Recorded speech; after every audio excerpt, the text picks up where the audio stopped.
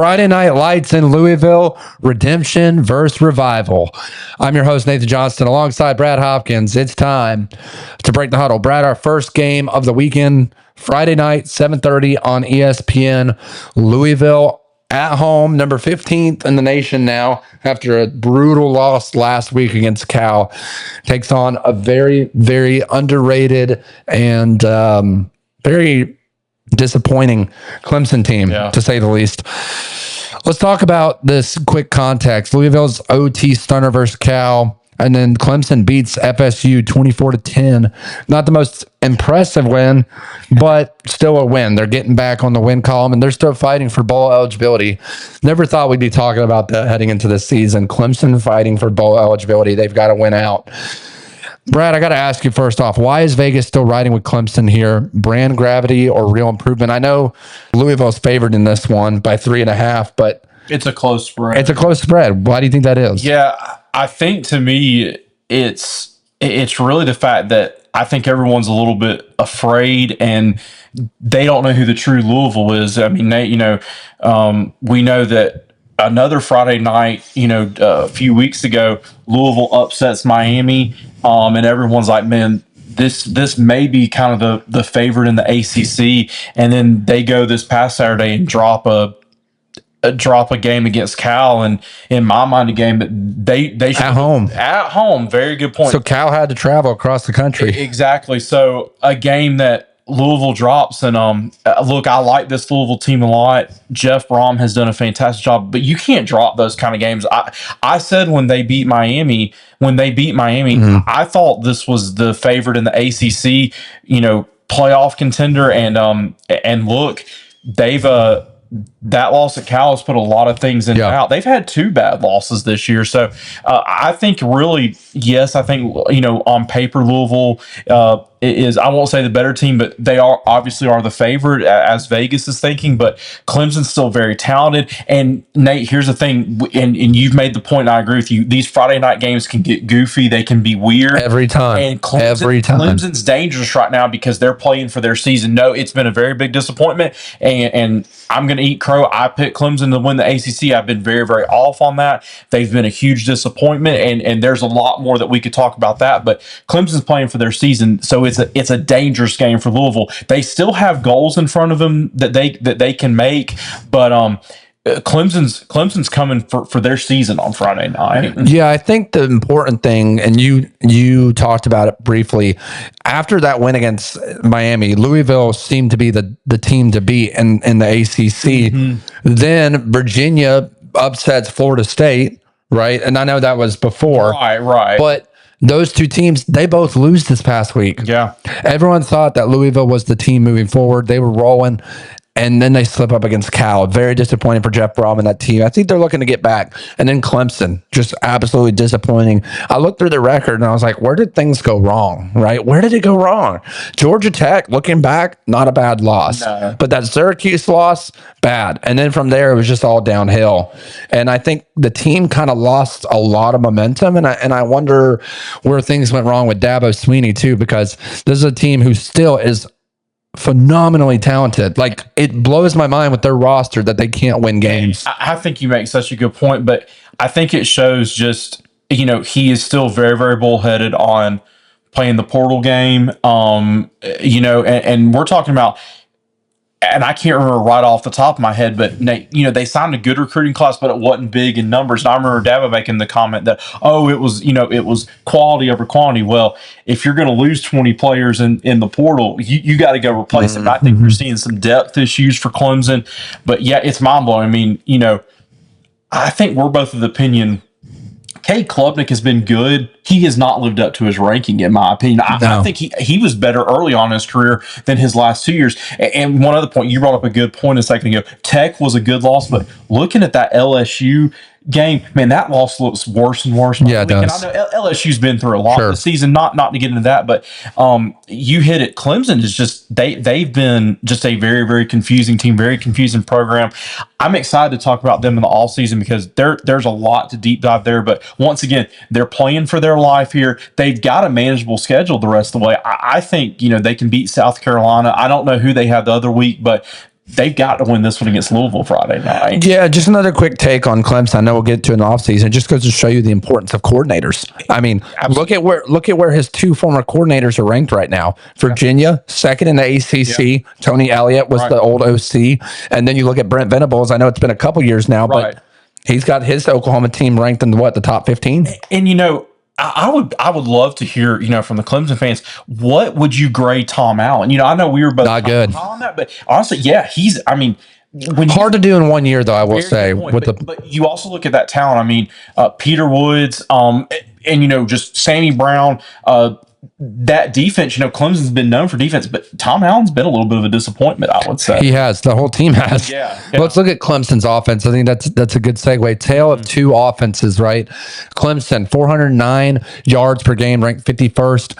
Air raid led, 288 yards through the air. Garrett Riley's a passing game coordinator. He's another guy who just hasn't panned out for the Clemson Tigers. We won't get into it right now. Right. The run game lagging. That's been shocking. Ever since Shipley left for the NFL, 120 yards per game, ranked 112th in FBS. That's not good. Klubnik, 2,100 yards passing, 14 touchdowns, 5 INTs, 67% pass completion.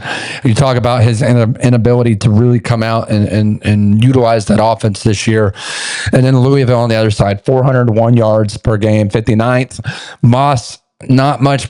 Actually, it's been worse. 2,300 yards passing as well, but 11 touchdowns, 7 INTs, needs cleaner decisions. Yeah, and I think that's one thing that goes to show you Louisville has got a very, very talented group of running backs. I think they're going to lean on those guys Friday night. They're going to want to run the football, and they're going to want to, set Miller Moss up in some positions where don't lose the game for us. Just manage the game, and let's get this running game going. Well, I think that's a good segue to my question for you, Brad. Which quarterback better controls the tempo on a short week? Klubnik's quick game or Moss's with a steadier run complement?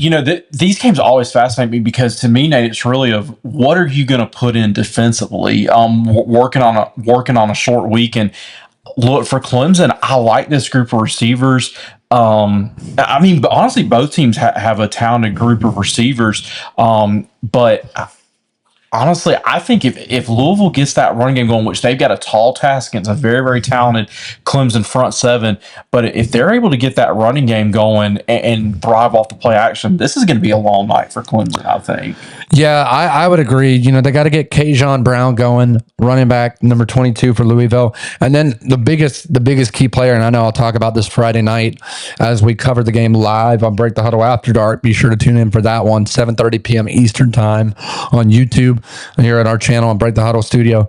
Bell. Numbers there. Yes. I watched this guy. The other Friday night they played, they played 3 Friday night games. So they played. Isn't that crazy? They played James Madison. That's right. They beat James Madison. They played Miami. They beat Miami. So they're going for a 3-0 record on Friday night. Maybe Louisville just needs to schedule most of their games on Friday night. Sounds like it, right? I think Bell is going to be a key contributor in this one. He is just phenomenal. Lacey at the wide receiver position too, number 5 at the slot. We'll get into those key players later on, but I think you got to give the edge to Louisville's offense in this one. They know how to prepare on a short week. Clemson hasn't had to do that this year. Louisville's used to preparing on a short week. Got to give the edge to their offense in this one. Let's talk about the defensive side of the ball. Defensive chess match. Louisville's defense allowing 296 yards per game, ranked 13th in the nation. They have been outstanding. Only 21 points per game. Not the greatest, not the worst, ranked 41st. Balanced versus run and pass, right? They're very balanced. They got a good secondary, decent front seven. They know how to control the game defensively. On the other side, Clemson's defense, 106 rushing yards per game, ranked 20th. Their run defense has been phenomenal, and God, I'd hope so with the defensive line they have up front. They've been underwhelming, I would say. As well as they play, they've been underwhelming in terms of the skill and talent that they have up front. Improved communication, heavy front, discipline. Louisville penalties, 63.1 yards per game. Penalties ranked 109th. That's a drive killer. You got to be disciplined on defense. You can't jump. You got to watch the ball. You can't have those holding calls in the secondary. Those are costly in games like this. Brad, My question for you is fourth quarter, one stop to win. Are you betting Clemson's front seven or Louisville's back end to finish it? That's a great question. As up and down inconsistent they have been, I still love that Clemson front seven. Yeah. I mean, they're just you got some game wreckers. You got some guys that can absolutely just change the game. And a guy that is not far. He's from right down the road from us here, Sammy Brown, the linebacker from Clemson. He's been very, very good. Mentioned Peter Woods, Parker. Nate, they still got some dudes. They just they need to be put in a position to succeed. And I still really, really like this Clemson defense. And that to me is going to be the matchup. If Clemson shuts down this Louisville rushing attack and forces Miller Moss to beat them, Clemson's got a great chance in this ball game. Yeah, I agree completely. The Friday night games are always more intriguing to me. I love the Friday night games. Let's talk about intangibles and sideline edge. Brohm saying, quote, small details plus simplify to curb mental bust and flags. Dabo's angle, talent everywhere, ball eligibility, urgency. They got to win out, Brian. Yep. There's no other way around it. Short turnaround stress test for both of these teams. Prep, leadership, and poise. And against the spread nugget for the fans out there and for Rooster, shout out Rooster's cocky picks. Louisville 0-6 against the spread at home this year. And then Clemson, better away from home against the spread, which is really weird. That is very weird, yeah. But my question to you, Brad, is whose message resonates more on a short week? Brohm's accountability or Dabo's must-win mentality for the bowl eligibility? I really like what Jeff Brohm says. I really like the quote that you throw in there that short week, focus on the little things, clean up. And I know that we both follow the NFL and, those guys have a super short week when they're playing on a Thursday and you shrink everything. You tighten up the game plan. You don't do a new install. And I think that's what you're going to see from both of these guys. They do have an extra day to prepare than an NFL game. But you think about, Clemson, they're traveling on Thursday, so they've got really a Sunday through Wednesday kind of week with a Thursday walk through. Louisville is got up until Thursday, but I think I really appreciate what Brohm said there. Shrink the playbook, focus on the little things. Let's get better within our own building. Not much has changed for Clemson, right? They beat North Carolina. They went on that 2-game losing streak to SMU and Duke, and of course a big one against Florida State. But they've been playing for their season now for a month. So the message from Dabo has been the same for 3 weeks now. So going to be. I'm excited. It's not the game that we thought we were going to have, where it's Clemson barely hanging on, and Louisville, still things out in front of them, but it's going to be I think a very close game. Louisville still controls their own destiny. If they win out, they're in the playoff, in my opinion. It's going to be close. It's going to be close. Yeah, but I think have to happen. I think they got a chance. Yeah. Someone's going to lose, right? Yeah, absolutely. Pitt could knock out Notre Dame. I mean, there's a lot that could still happen. And ACC, kind of finicky. Don't know who's going to get more teams in. Is it going to be another SEC team added? Is it going to be 2 ACC? Is it going to be 2 Big 12 now? I don't know. And I think it shows you too. I mean, the ACC is still wide open. It is. You got Virginia has one conference loss. Excuse me. Obviously, Georgia Tech does. Yep. SMU still in the conversation. ACC is truly wide open. I mean, there's a lot of teams still at play. It is. Let's talk about the keys and prediction for our wrap up here. Keys to win for Louisville, right? Start on schedule. First down efficiency, keep Moss clean, and cut the penalties. You got to play efficient, disciplined football.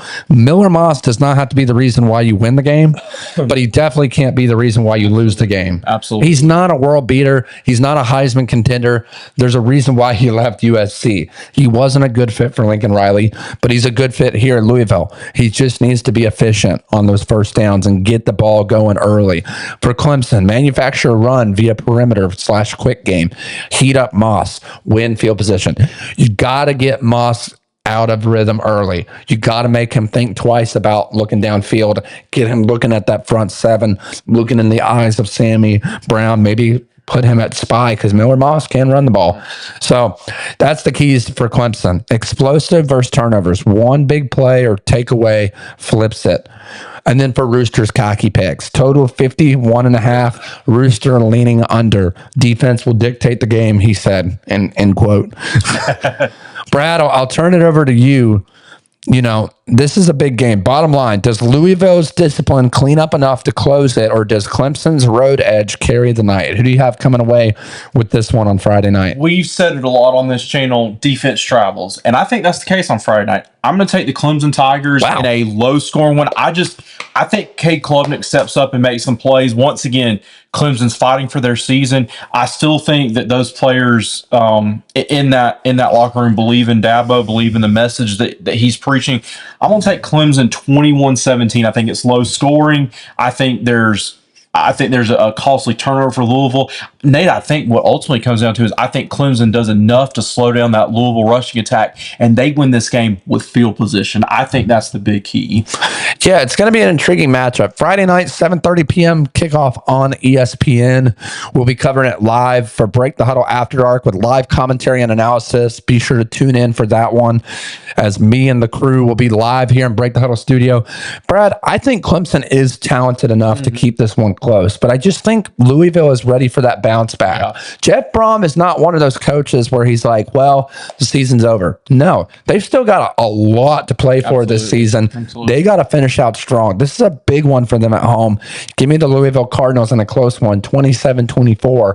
I think they win with a game-winning field goal. I think it's just one of those Friday night games. We've seen it all year long. We've seen double overtime. We've seen the comebacks. We've seen it all.